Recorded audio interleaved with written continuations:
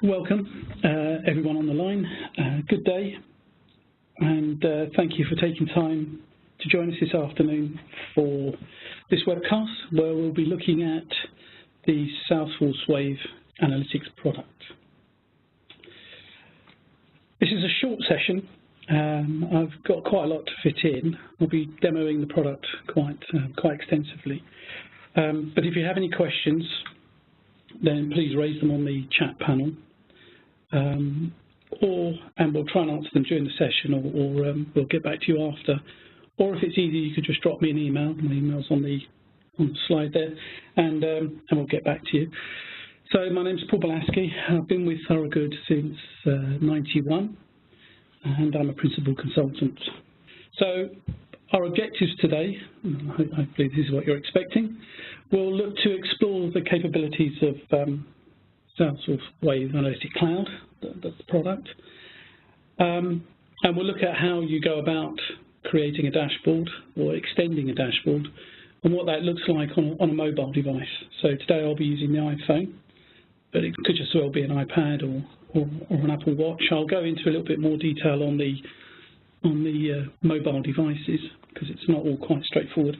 I'll also look at and discuss the Wave architecture, which is relatively straightforward and simple. We'll touch on that as well. For those of you not familiar with Thorogood, we're an independent professional services firm specialising in delivering for BI and analytic solutions.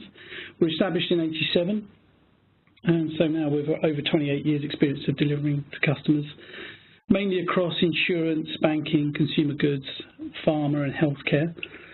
We serve them globally with leverage teams from the US, UK and our Indian offices.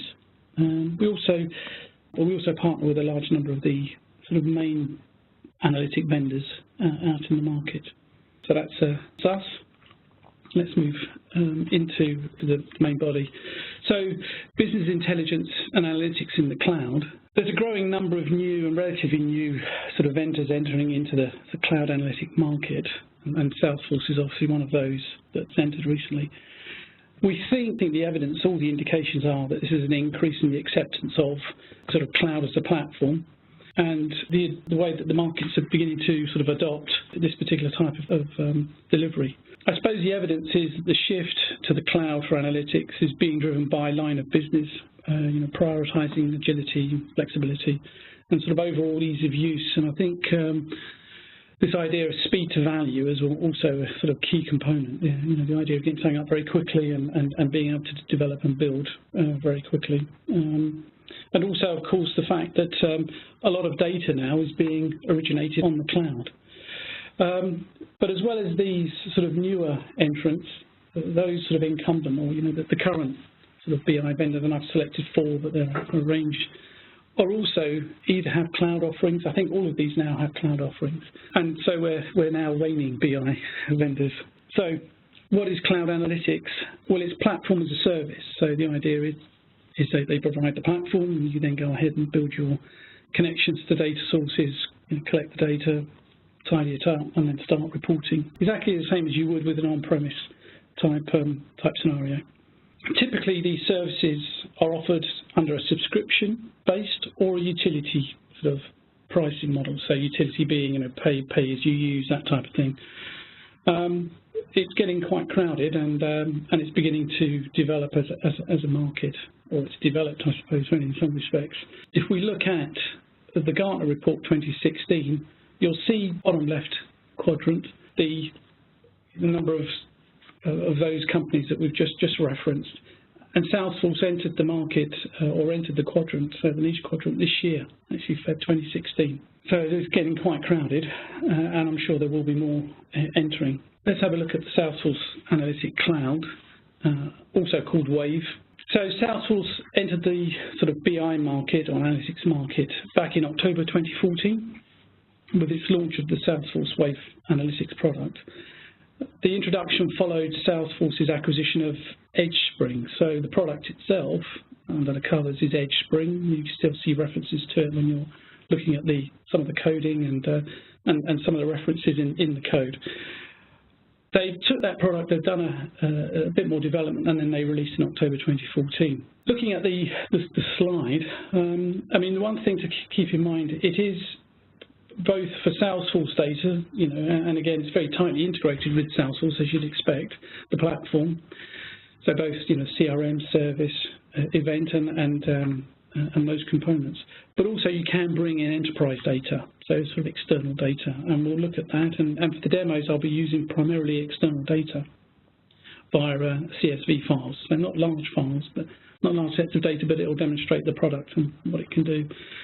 Given that it's Salesforce, and given it's built on the same platforms as Salesforce, the CRM, it's strong, I think, you know, certainly robust, secure, 100% cloud-based, so it's pure play in that regard. As we go through, you'll see it standard point and click for interactive visualizations, and to allow ad hoc analysis and exploration. Natively mobile and offers collaboration through integration with Salesforce Chatter. We won't look at that particular aspect of it, but we'll look at the mobile aspects, and I think you'll find it quite interesting. And there are a number of phrases on there, so there's data sets, lenses, apps, dashboards, chat dashboards, I suspect you'll be familiar with. So let's have a look at the sort of architecture itself. I should say, as a product, it's evolving, but we'll come on to that, and you'll see some aspects of that as I go through and demonstrate. Essentially, there's 3 layers. We've got the cloud, you know, flexibility for scale, speed of solution, that sort of thing. Data sets. So this notion of you bring the data in. Again, I'll talk about a bit more about data sets, apps, and lenses as we go through. Native integration with Salesforce, cloud-based, and we talked about Salesforce security model. At the middle layer here, which is the search-based query engine. So technically, it's not a relational database. It's key value pair database. That's schema-free with inverted indexes, so that's all quite technical. But essentially, it's a much quicker approach to sort of querying and accessing data. So very similar to sort of, and a lot of the cloud-based technologies are using the same type of technologies. It's in memory, and because of the nature of the key value pair and inverted indexes, it's highly compressed. Briefly touched on data integration, the ability to bring data from multiple sources into the engine. And the data can be structured or semi-structured. Also unstructured, but at the moment I think there's a question mark over how it performs with unstructured data. But certainly for the moment, structured and semi-structured, so logs and that type of information that comes in as semi-structured, it can certainly handle those and hold and allow those to be made available. On the top end, then you've got your visualization layer, tightly coupled to the query engine, as you'd expect. Game-like interactivity, you'll see as we go through, and some of you may, if you've had a play with the product, the way it transitions its visualizations, the way it moves visualizations as you make your selections. You could say, well, it add value, but it certainly grabs, and it's a nice approach. Collaboration, obviously, with Chatter, and the ability to view across any device. So its strength really is iOS. I think there's an app for the iOS platform, so for, again, the iPad and phone. You can access it through other devices via the web browser, and it looks similar to how we're going to access it through the laptop browser. There will be an Android app coming very shortly, so we'll wait for that, I think summer 2016. So it's primarily focused, and the work has been done around really the iOS platform, and we'll look at that. Just some of the interface components. And as I go through the demonstration, I'll show each of these.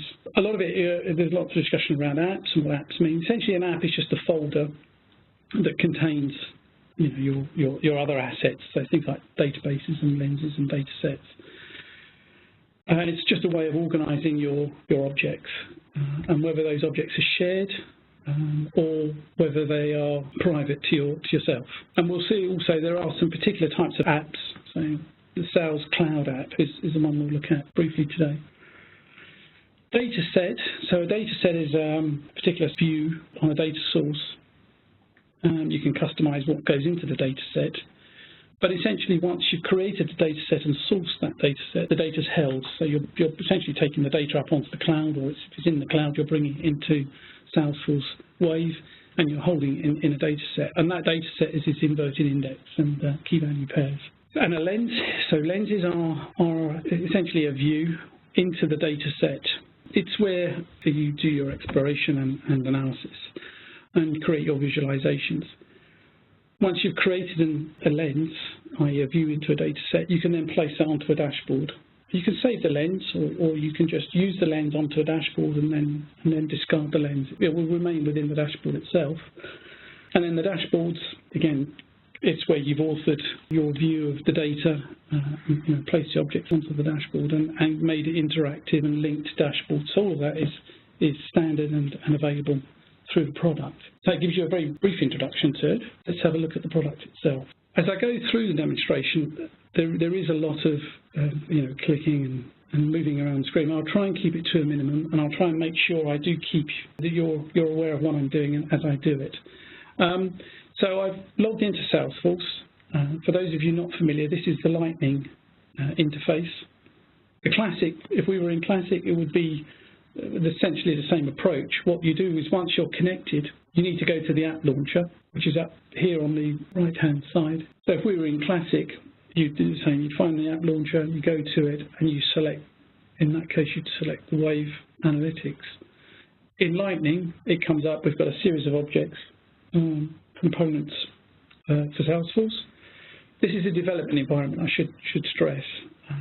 So what I'll do is I'll select Wave, and we'll click into product. So what I'm going to do is I'm just going to start with some simple examples really of an analytics dashboard, and we'll view it via the browser. I then take a quick look using the iPhone, and then I'm going to go through and I'm going to load a data set, and we're going to query that new data set. What you can see on the screen now is we've got a series of apps at the top there, a series of dashboards, and if I scroll down, we've got some lenses, and then if I get to the bottom, you'll see a series of data sets. Let's go back. What I'm going to do is I'm going to select, you'll see the collection of apps there. By default, when you start a new instance of Wave Analytics, you'll get My Private App, and you'll get the Shared App. So you'll get the one on the left and the one on the right. And obviously, My Private is what it says. Essentially, it's whatever you create in that will be private to yourself until you decide to share. If you put it into a shared folder, it's then shared with whoever has access to that shared folder. I've set up an app for myself, for the sake of this particular demonstration, called My Exploration. And within that, I've got a series of dashboards, and I've got a few data sets at the bottom there. The dashboard I'm going to show is based on this BK sales. And BK sales is bank sales. So it's essentially it's dummy data for a bank. So I've clicked on the performance dashboard. What I'm going to do is I'm in Chrome here, so I'm just going to press F11.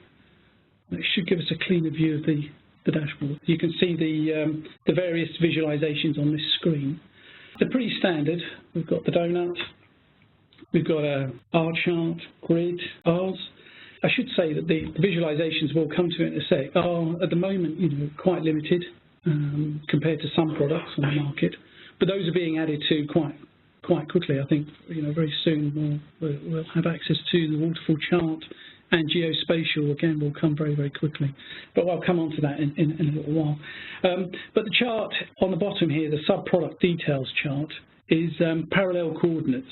So it's an unusual chart, but it just allows me to show various measures side by side, and I can look at the particular values. It's an interesting chart, and like I say, it's not something I've seen in many other products. In terms of what we've also got a KPI, which is sum of commission income. And of course, once I've got the chart up, if I now select on the donut, you'll see I've selected North. All the other charts have changed. So what you've got here is very much associative type selection. So as I make a selection, the donut changes and all of the other charts will refresh. When I spoke about gaming and transition, you can see as I select the product, transitions and it phases in and out. So it's quite a nice effect. Let's just do on a selection again. If I select, let's just take mortgages, again you'll see how all the sheets change and reflect the change that I've made. And again, I can carry on that. So I've got savings, and if I come down to savings, I'm quite interested in my ISAs, and if I select point on the ISAs again, the whole dashboard changes. So it's very similar to, it's what you would expect, I think, from a dashboarding reporting product. We'll show you what that looks like on the phone. Because on the phone, we would tend to reconfigure and what you'll get. So what we're looking at now is my iPhone. And what I'm going to do is I'm going to select the Wave Analytics option. Bang, it brings it up. And you'll see there are the 4 apps that we looked at before. And what I'm going to do is I'm going to select my exploration. We'll see dashboards. So there's the BK sales, which is one of the data set, and also a number of lenses that I've created that I've saved. And I'm going to select that product performance dashboard. So what we get is a, if you like, as a cut down version. I mean, I've essentially, in creating the dashboard, I've also gone in and defined how I want the layout to appear on the iPhone. So you specify how you want it to appear. If you don't specify how you want it to appear, then Salesforce will configure it as a layout by default. And I think essentially what it does is it sticks each object as a row on a page. Yeah, so you'll see here I've got one page, and if I just scroll across, I've got a second page. So what I've done is I've taken a number of the objects on that particular dashboard, and I've displayed them on the iPhone in this order. If you like, I can start to select, and the logic's the same. You'll see that the application will start to refresh. It's a shame because as I make my selections, you're not seeing the transition. You just see the. But in effect, the screen is moving, and I'm getting that same movement of objects. And again, the views and the visualizations are linked. If I choose the product group here, I've selected on the product group at the top there, and I select savings. So it's reflecting the changes, and then if I go back to if I now swipe across to the bar chart, then I'm getting a view of the bar chart. I could, at this stage, if I want to, click on a particular object and go into that object. Now what I'm doing here is I'm essentially going into the view, I'm going into the lens in this case, and I'm going to explore that further. So if you look down on the left, on the bottom left-hand corner there, I've got Explore. If I choose to select that, I've now got the option to change the view. So this is very similar to what we would do on the dashboard. We could change that to a donut. You can see some aspect of it. Let's go back to the bar chart. I could choose, if I wanted to add a group.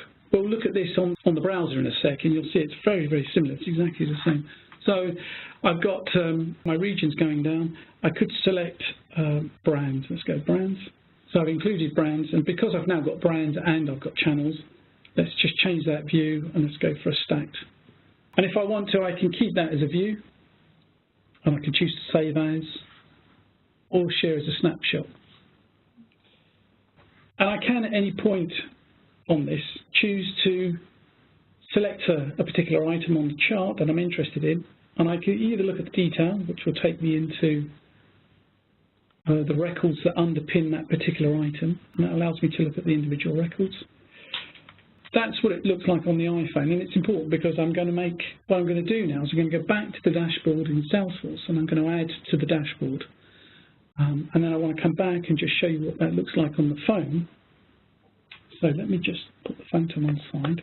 Right, so we're back into the browser, and we're on our dashboard in the browser. What I'm going to do here now is I'm going to edit the dashboard.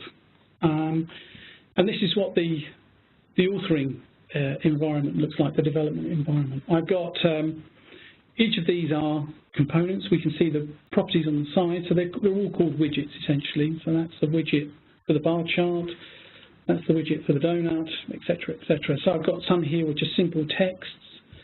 The widgets that we've got available are across the top, and some of those we'll investigate. Now, what I want to do is I want to extend my dashboard to include another KPI.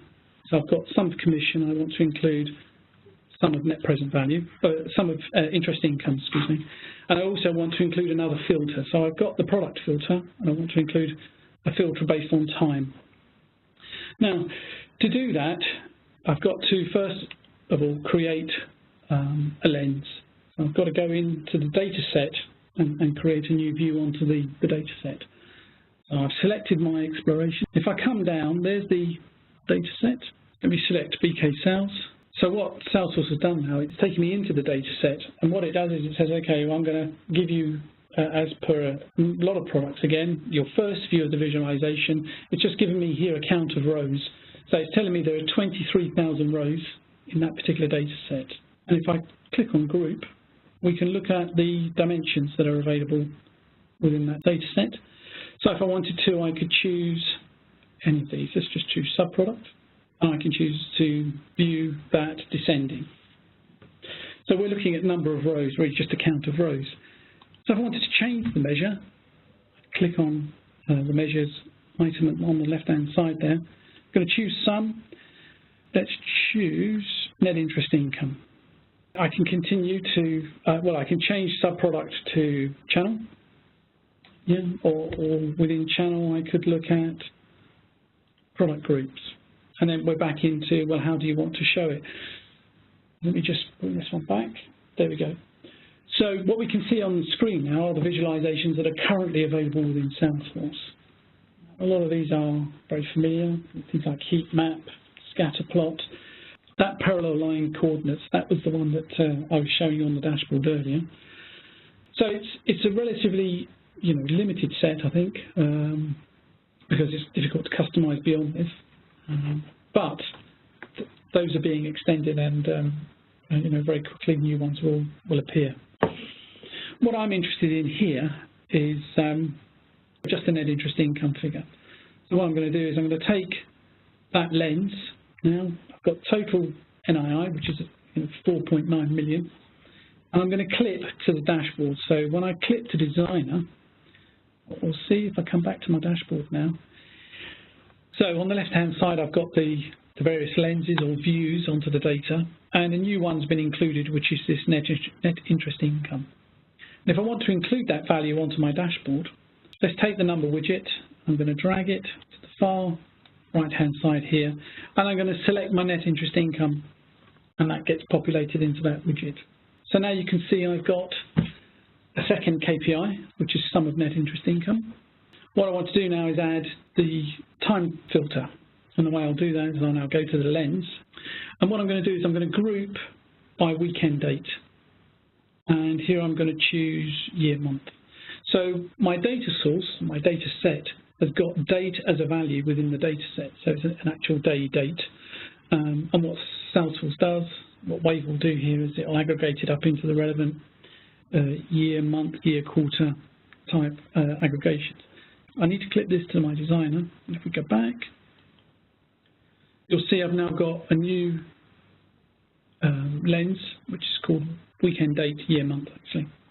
Now, to include that there as a selection, what I'll need to do is include a new list. So first thing I'm going to do, I'm just going to extend this box here, and I'm going to add a new list.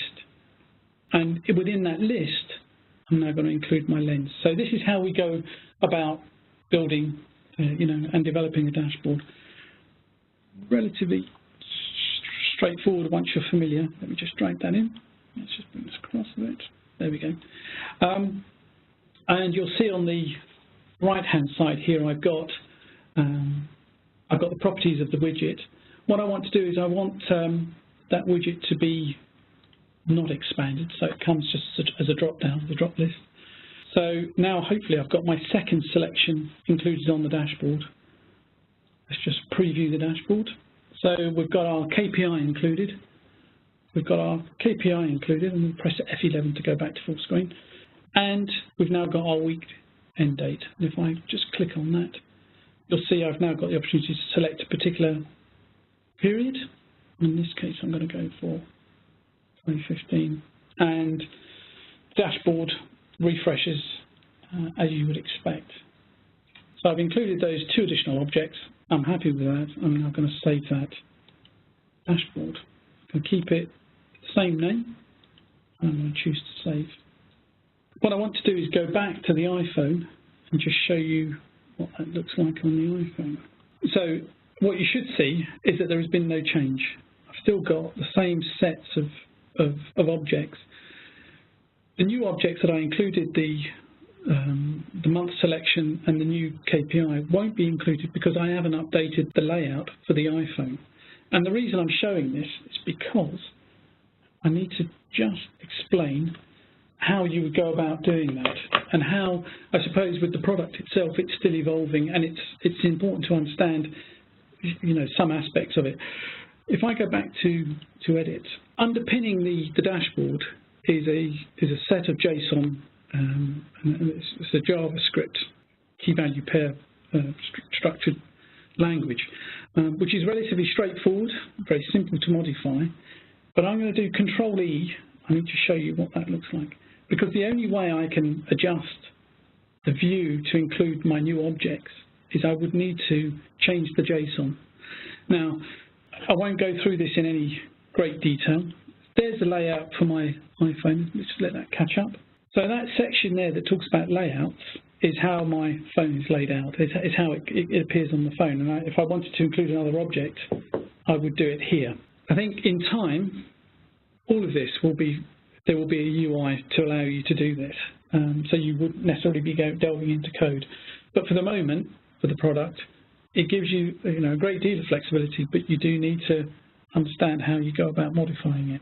I wanted to bring that aspect of it up. And now I'll come back into the main aspect, main body of the dashboard. I wanted to very quickly demonstrate how you go about loading data. If I choose Create Data Set, you'll see that there are a number of additional partners, a number of different ways that you can load data, from the cloud or from on-premise. So again, Informatica, MuleSoft. If you've got any of these vendors, you're already ahead of the game. We could bring in Salesforce data, and if I click on that, you'll see it pops up. And I can go through, these are the objects or the tables within our Salesforce org, again, all the way through. So if I was select order, this is very similar to how you go about using, querying using something like Tableau or some of these other tools. Once I've selected order, I can then select, which fields I want to have brought through, order amount.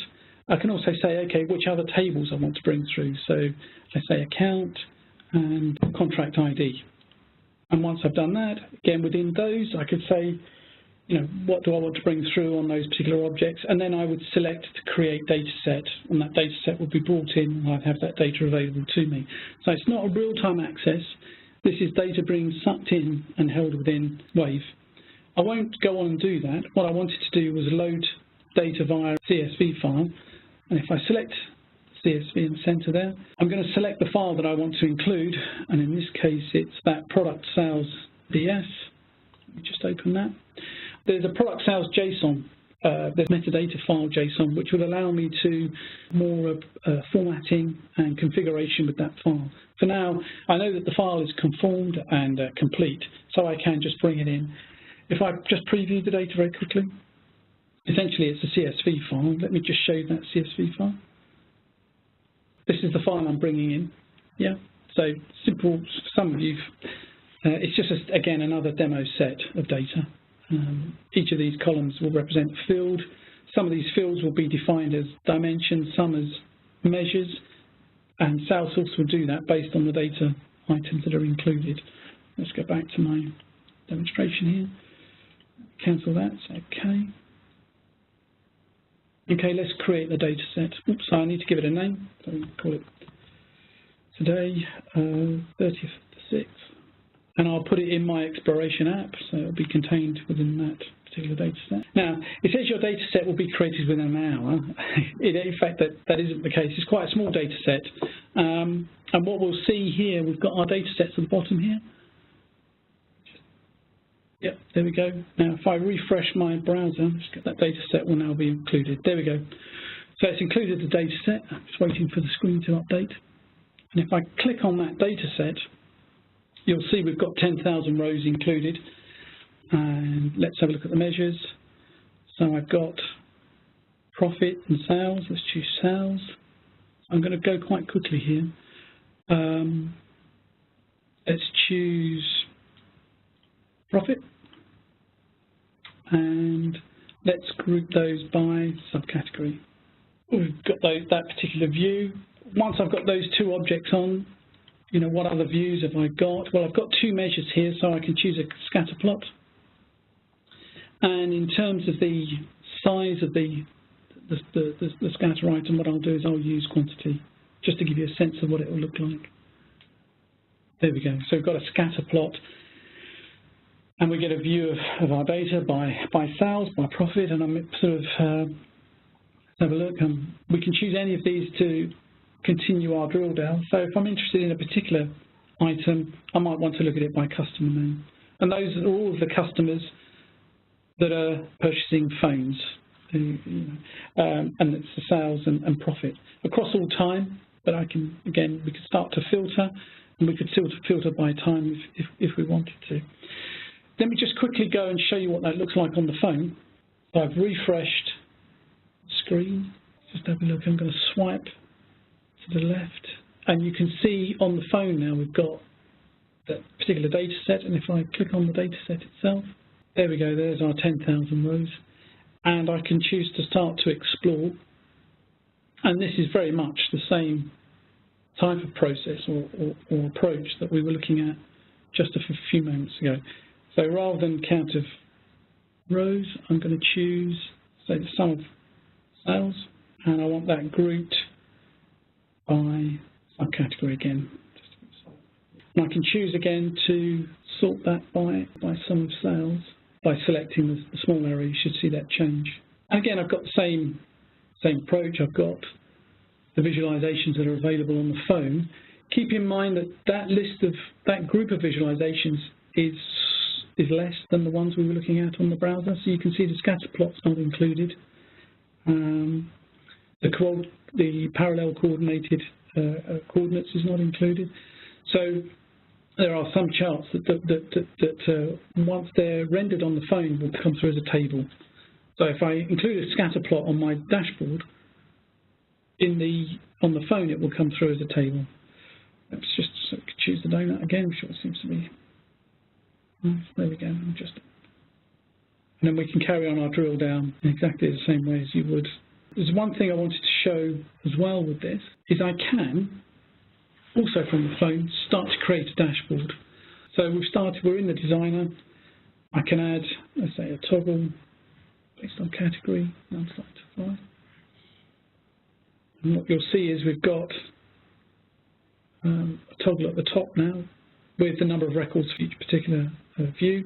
You'll see as I start to change the view, we will get that sort of interaction happening. What I'll do is just save this because I want to go back to my slides. I've had a question on the line, and the question is the data being extracted? It is indeed being extracted. So the data will exist up on the, it'll be taken up into Salesforce. And you'll see when you come through, if you get a chance to look at the licensing, there is a limit on the number of records that you can bring through. I think it's quite a large number, 250 million, but you know, that is available. I had another question, which was, does Salesforce Analysis provide an offline solution?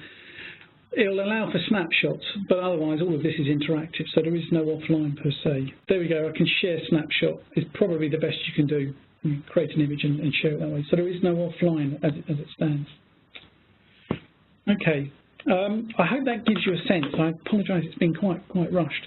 So what I've done is, what we've done there, just to revise, we've gone through, looked at a dashboard, we've added some components to the dashboard, and we've looked at the dashboard on the phone. We talked about the layout on the phone and how you can configure that yourselves, but you do that within JSON, that language that underpins the dashboard. Relatively straightforward, but it is something you need to become familiar with. Let's have a look at the licensing. We've got, there are two types of licensing for the Wave product. There's Managed Wave Analytics, which essentially is a builder license, so it allows you to create data sets and manage the analytic environment. And you've got the view, or the consumer, the Explorer license, which gives you permissions to explore the data, pretty much everything we've done during this session, really, except creating data sets and those sorts of things. And there is a limited set of wave analytic features, but again, that's something, if you're interested, you can look into. It's important to understand. I wanted to touch very quickly on the applications. Now, what Salesforce have done really, where they've put a lot of their focus, is on creating these sort of point-and-click applications, which once you point at your Salesforce org, will generate a whole suite of reports. And, again, that's bringing the data through. It is coming through into Salesforce Wave. But it would automatically populate as a series of templates. We can very quickly look at that. Certainly already available and what's already been made available to line of business is the Sales Wave analytics. Service Wave and Event Monitoring Wave are due to arrive very shortly. If not, I think they may already be available in the States. It could just well be in the UK. They're still in pilot or not being made available. Just very quickly, I can show you the Salesforce Wave. So I've got the Sales app here. So what happens is when I create an app, you can see I can create a blank app, which would be my exploration, would be an example of that, or I can go and create a Sales Wave, which is the application. And if I just continue that, this is okay, we're keeping up to speed. Create a brand new app. If I click on that and continue, what it does is it takes you through a wizard where you start to select the fields that you want to bring through, and then you kick it off once you've got through the 4 screens. And once it completes, what you then get provided with is a set of dashboards very similar to these. So out of the box, it will populate these dashboards. And just to give you a quick look at one of them, there we are. So this is by source, Sales Wave source analysis. We've got selections on the side there. I mean, these are quite interesting because they give you a sense of what could be done, what's available and how you might want to design your dashboards. And they put a lot of effort into getting these defined. We've got these toggles at the top. Again, it's all very interactive. Keep in mind that the layout on the iPhone for these have already been defined. Again, so if I was to drop into the JSON that underpins these dashboards, there'll be a layout section which will define exactly how this particular dashboard will appear on the phone. I've just got a couple of other questions. Are there any alerts based on KPI values? There is no workflow as such. Probably something that we'd need to code up, but it's not something that comes with the product. Yes, a big question is what's the difference between Salesforce and Tableau? That's probably another subject area, actually, to be honest. I mean, fundamentally, they're both visualization products. Tableau's more mature as a product, far more mature as a product. I think with Salesforce Wave, we're looking at something that's tightly integrated with Salesforce. It's a pure cloud-based tool. It has, I suppose, in terms of visualizations, it's not as rich. In terms of data connections, it's not as complete, I suppose, as something like Tableau, which can connect to multiple data sources. Although Salesforce will do that, Salesforce Wave, you are bringing it into the data set. So it's not a live connection, so that will be another difference, whereas Tableau, you can have a live connection into your data sources. You don't have to bring the data through. But it's very, I think, in terms of very large record sets, Wave will be very, very quick. And it goes on. I think we'd probably need to do a bit by bit sort of comparison. I'm very familiar with Tableau, and they are different in their approach. But this is very innovative, and I think from a mobile perspective, it's a stronger proposition as well. I thought I should touch on also, within Salesforce CRM, within Salesforce, you do get Salesforce reports and Salesforce dashboards, and I suppose the point is, what's the difference? Well, there are some key differences. I think one is that one is operational, and one tends to be more analytical, so it's about discovery. That's the first point. You've got a series of base metrics. I think certainly on the Wave side, you've got self-service analytics. You can create calculations and that sort of thing. I mean, a key difference obviously is on the reports, you're looking at Salesforce-only data, unless you start to program and use Visualforce and that sort of thing to bring in other data sets. Whereas on the Wave, you've got data from other sources. The reports tend to be a 90-day profile, so you're looking at 90-day history. Whereas on the Wave analysis, we can do year-on-year comparisons. You can bring in a lot more data. Just to summarise then, I think at this stage it is still early days, but it's a very strong, I think, architectural sort of foundation. You can see, looking at the product, the various aspects of it, that it will develop very, very quickly, and they will create UIs for the various component parts of it. Currently, iOS is the app, but Android's due soon. The database engine is SQL, and it allows for all sorts of data types and semi-structured and structured data, and very fast. But it's an evolving application environment. I think, as I understand it, there are 6 planned annual releases, so they'll be updating the product very quickly. Limited visualizations as we stand, but again, I know over this summer there will be new ones coming in. Some of them are very interesting. Very tight and focused Salesforce integrations you'd expect. Certainly over the last, I think, year or so, the concentration has been on the apps, sales and service, and those apps do provide a sense of what's coming and what's available. But keep in mind, it does at the moment require sort of low-level intervention. You do have to go into JSON for some things, compared with the more sort of mature analytic offerings that are out there. There are some useful links. Have a go yourself. I would recommend you go in and have a look. If you're interested in pursuing this, you should have a look. The first link there's the Analytics Playground. That'll allow you to access it by your phone, and you can have a play and look at what's available. The fourth in the list there, the developer environment, you can create your own development environment. And if you go to Trailhead, which is the link there, there is some training, if you like, or some lead into how you build a dashboard, how you create a lens, how you create a data set. And it's quite a useful introduction. It's not going to take too long, but it gives you a way in. And also within the development environment, your development org, you can have the Wave product included as well. So I'd recommend you do that. Thank you. If you've got any questions, I've had a few during the session. Please email me. Happy to talk through any queries. And that's it. Thank you very much.